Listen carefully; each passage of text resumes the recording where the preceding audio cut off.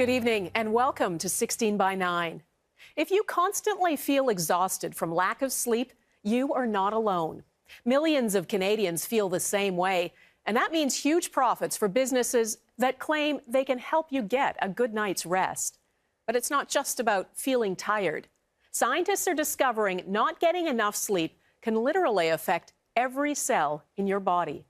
And that can lead to serious long-term health problems, from brain disorders to diabetes. Here's Jennifer Tryon. Hectic, incessant, relentless. The North American lifestyle is busy, and we're pushing our bodies and minds to the brink of exhaustion.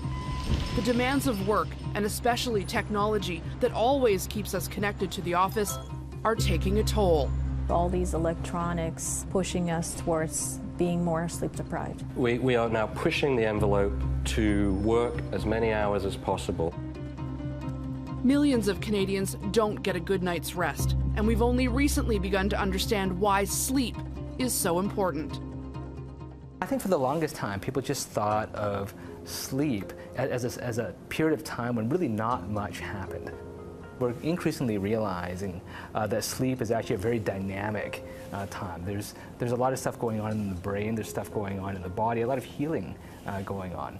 The sleep circuits and the awake circuits of the brain impact on other vital functions, the cardiovascular system, the breathing system, learning and memory circuits. The evidence is there that sleep is like the engine of invention. Lack of sleep doesn't just slow the body and mind. Research increasingly shows sleep deprivation has wide-ranging and dangerous health effects.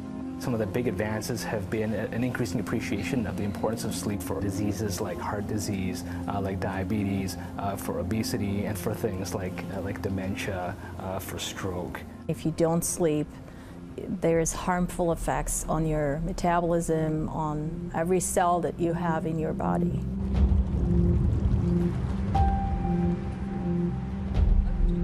Researchers in Chicago, like Dr. Esra Tassali, have been at the forefront of the rapidly expanding study of sleep and its importance to the entire body. 15 years ago, our lab conducted a study that was the first demonstration that there's a strong link between sleep deprivation and diabetes risk. And that link between sleep deprivation and diabetes was evident almost immediately. We took healthy volunteers and we sleep deprived them in the laboratory, and they showed as if they were in the pre-diabetic state after sleep deprivation. This was only after 1 week of sleep deprivation, and it wasn't total sleep deprivation, it was 4.5 hours in bed. Sleep deprivation, short sleep duration, increases your risk for type 2 diabetes. Building on that research, Dr. Tassali is now looking at the link between sleep and metabolism, which ties into a higher risk of diabetes, obesity, and heart disease. Davida Nobles is one of 80 participants in the new study. I have 2 kids, so often I don't get to bed until after they do, and then I wake up before they do in the morning. Davida is about halfway through the testing. Her results will tell researchers if more sleep will have a positive impact on her metabolism. Sleep deprivation can be associated with high body mass index, increased weight. Mild sleep restriction, as little as 1 hour of sleep loss, can put you at risk for obesity. And sleep restriction doesn't just affect what your body does with food, it can also affect which food you put into your body. Sleep deprivation can make you more hungry and craving for foods that you wouldn't normally crave for all the time, like sugar. This is your watch that's going to capture your sleep-wake schedule. Stretch up nice and tall.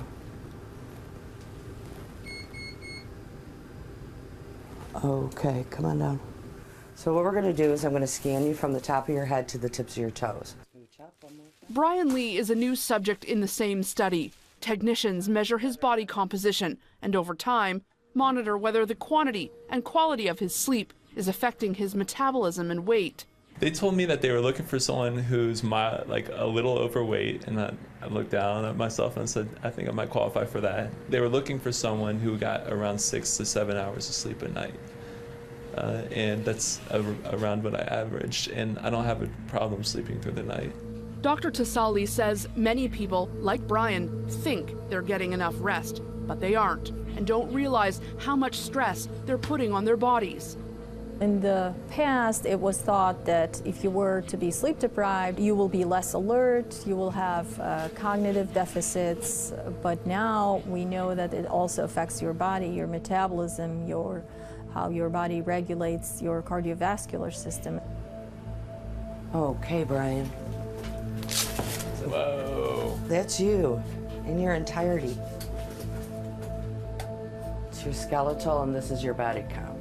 Over the last decade, scientists have learned lack of sleep doesn't just make us feel weary, it can actually increase the risk of diabetes, obesity, and heart disease, and that's just the beginning. I think that we should be understanding mechanisms, linking sleep to the rest of the body, and we could take more advantage of the advanced methods of brain imaging. That's what Canadian researchers at Sunnybrook Hospital in Toronto are working on. Over the next 2 decades, a landmark study will investigate how sleep affects the brain. What we're doing is we're asking up to 4,000 volunteers in Ontario to take devices home to measure their own sleep in their own homes. And then what we'll be doing, including MRI, is relating this to the long-term risk over 5 years, 10 years, 20 years of developing things like Alzheimer's disease and strokes. That research will add to evidence that has already shown that sleeping less, or even just waking up in the middle of the night, can actually cause physical changes to the brain. What we found was that those with the most fragmented sleep also had the smallest volumes in the frontal lobes, which is an area of the brain that's important for higher thought. Waking up a lot at night seems to be associated with an increased risk of developing Alzheimer's disease over time. As Canadians get older, our understanding of the link between sleep and brain diseases like dementia and Alzheimer's will affect millions of lives.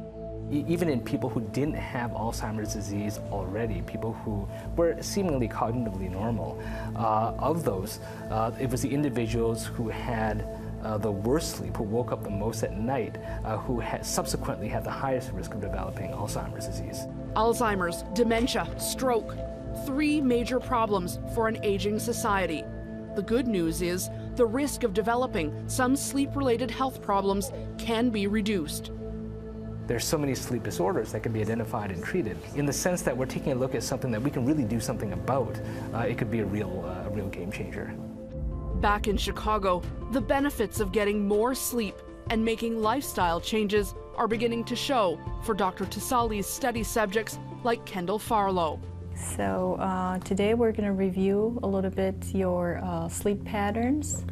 Okay. Dr. Tassali's study is designed to measure the effects of sleep extension by rescheduling subjects' lifestyles so they can get 8.5 hours of sleep a day. Not really used to having a set bedtime, so when you set one, then you have to try to rationalize your life around it. Kendall has managed to extend his sleep by nearly 1.5 hours per day. He's already seeing positive results after just 1 month. No drowsiness, no want to take a nap during the middle of the day. It actually helped a lot. Well, this is very preliminary, but we also found out is that you lost a little bit of fat mass and put on good fat-free mass during the time you extended your sleep. The study's results are preliminary, but it appears the damage done to metabolism by sleep deprivation can be reversed. After a short period of sleep deprivation, if you were to recover your sleep for 2 days, 2 consecutive nights, you can recover your diabetes risk to baseline. Just catching up on sleep is a simple treatment, but Dr. Tassali dreams of a day when doctors will actually prescribe sleep guidelines for different illnesses. And she says most people don't need a full lifestyle intervention to reap the benefits. There's an obvious improvement that almost everyone can make. So turn off your iPhone, iPad, or all the other devices, TV, after a certain period of time. That works the best. It's a simple prescription, but there are other options, and an entire industry is banking on turning sleep into big business. Next, a booming business lulling you to sleep. The ability to diagnose sleep disorders has caused a huge proliferation of sleep medicine, sleep laboratories around the world.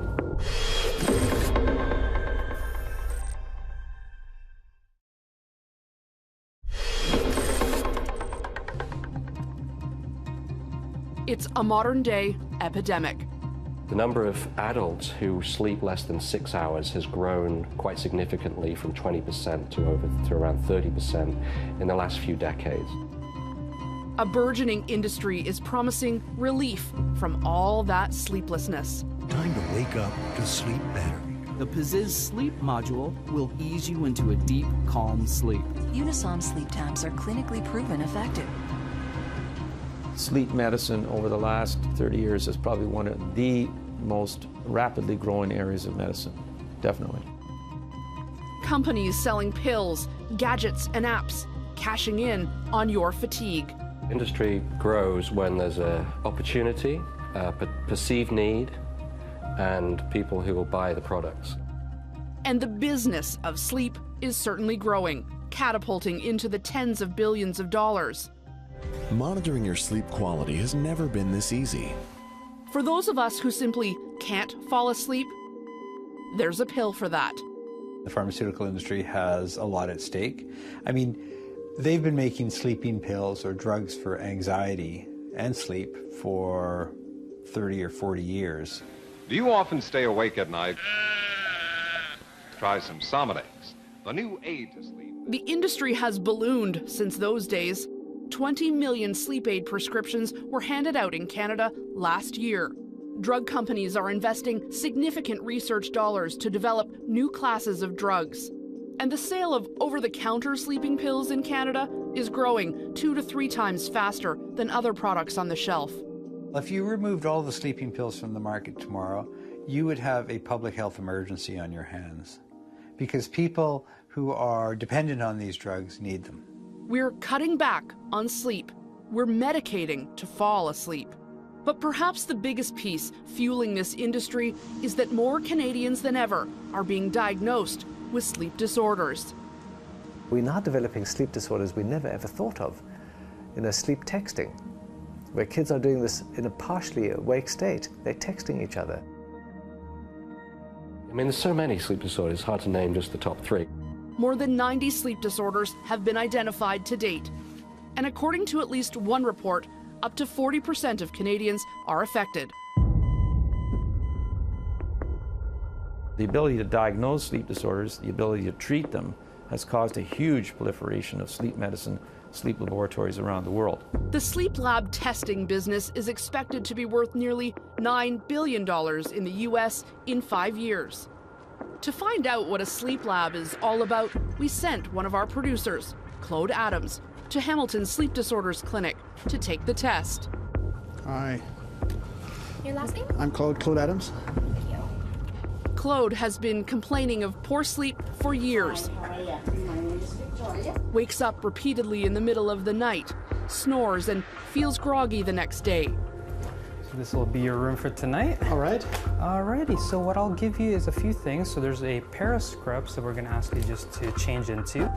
What Claude is about to undertake is a polysomnogram, which the industry considers the gold standard of sleep testing. So I should just follow you? Yes, please. So what I'll be doing is I'll be measuring up parts of your head, and I'll be marking it with a little red marker pencil. 28 electrodes are precisely placed on different parts of his body. They'll monitor heart rate, body motion, eye movement, breathing, and oxygen levels. So anything I say when I'm sleeping is off the record? Yes. There you go, sir. So we are done. Great. The hope for Claude is that the information this test provides could change a pattern he's developed over 50 years. My wife goes to bed with earplugs every night, and she tolerates me for the first 3 or 4 hours, and then I wake up and I go into my heavy snoring. So I would leave and at 3 or 4 in the morning and go to my office and sleep on the futon. It was turning into a sleep divorce. And it was, you know, we joke about it, but it can get quite serious after a while. Perfect. Now blink your eyes. Continuously for 5 to 10 seconds, like blink, blink, blink, blink, and keep on doing it. At 11, the test begins. If everything goes right, you'll see me in the morning. If not, just speak up and I'll be here, right? Okay. Good night. Good night. Until 5:45, a technician will watch and listen to Claude's every move. And this is what they find. Snoring, as expected, but listen to what punctuates it. Nothing. This is the sound of Claude as he stops breathing. A telltale sign of sleep apnea. When Claude wakes, he has no idea what happened. Please have a seat over there. Dr. Raymond Gottschalk is about to tell him. Now, what is quite evident here, and this is remarkably so, is that you have severe sleep apnea. You stop breathing 43 times per hour. Really? Slow or stop breathing, yes. The good thing about it, if there is a good thing about this, is it is predominantly what we call supine-related or positional. On your back, you stop breathing 67 times per hour. Okay? And on your side, on your right side, which was your other predominant time during sleep, about 7 times an hour. So there is a clear stratification of positional sleep apnea. They stop for how long? These stoppages are probably about 20 seconds. We only call an apnea once you've stopped breathing for 10 seconds. I see. Okay. The most commonly used treatment is nasal CPAP, which, as we've got this mannequin over here, it's this space-age apparatus, and all it does is this is just providing a fit of a mask where air is blown through it to balloon open the airway. To spend a night in bed with that on my It's face. much better than the alternative. Claude's case is typical of this clinic. About half the patients who come in are diagnosed with sleep apnea. Yeah, I'm surprised. I'm surprised at the level of the disorder, of, you know, so moderate to serious apnea. I'm going to bite the bullet and I'm going to do the mask, do the CPAP. As unpleasant as it looks at first, in the long run, it's better than the snoring, and it's better than the feeling of restlessness when I wake up. And it's better than the medical risks that can go along with sleep apnea.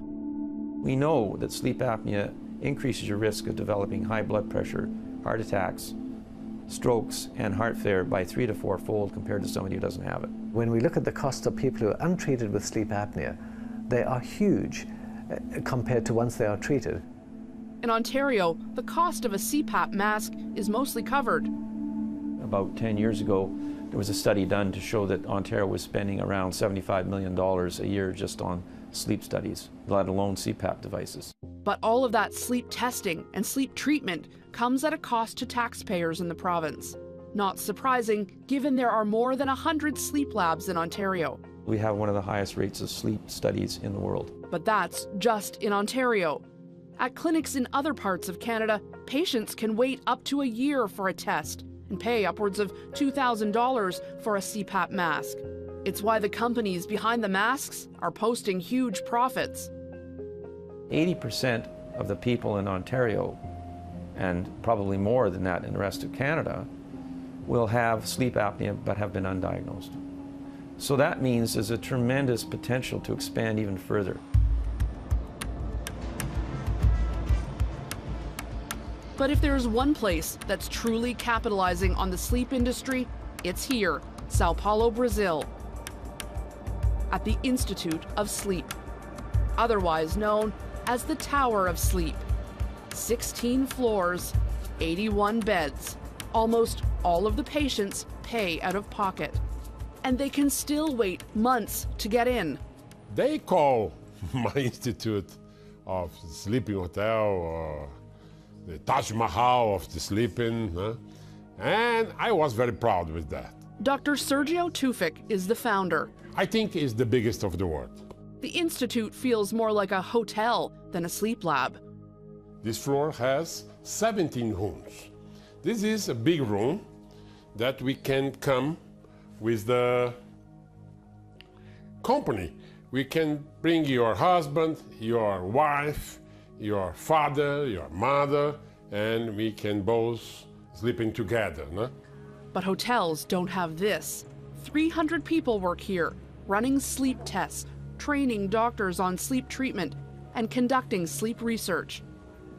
Dr. Tufik opened his Tower of Sleep in 2002 and says not long after, sleep science and the industry exploded. 2007 was the year for us, no? Because we discovered that 1/3 of population has apnea. The word for us changing science that time.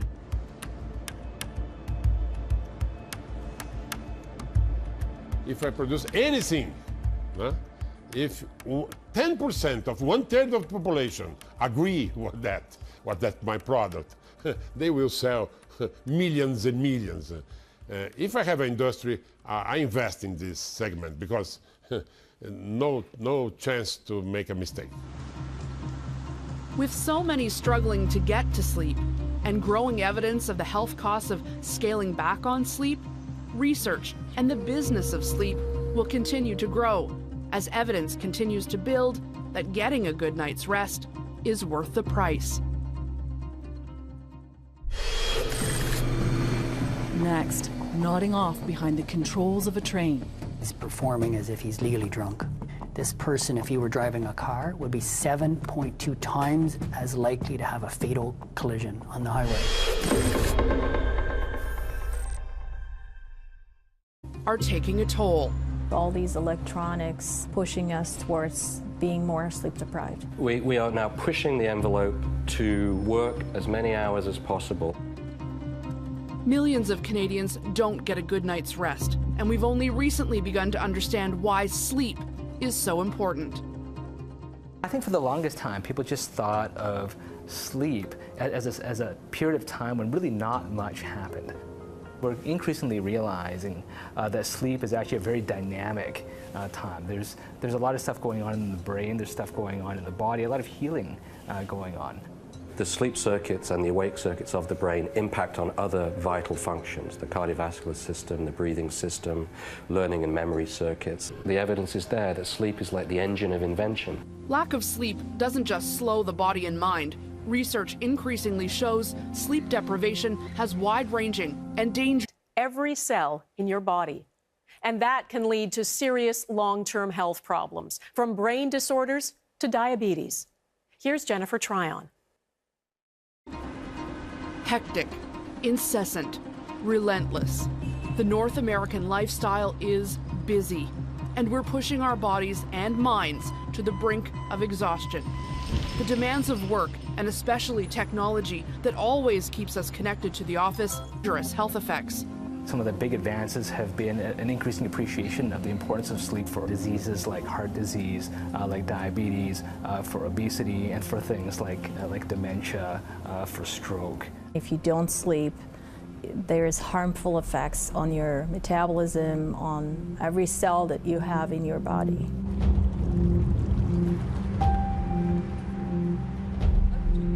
Research.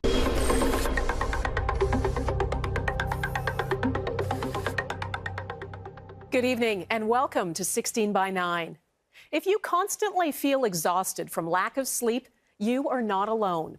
Millions of Canadians feel the same way, and that means huge profits for businesses that claim they can help you get a good night's rest. But it's not just about feeling tired. Scientists are discovering not getting enough sleep can literally affect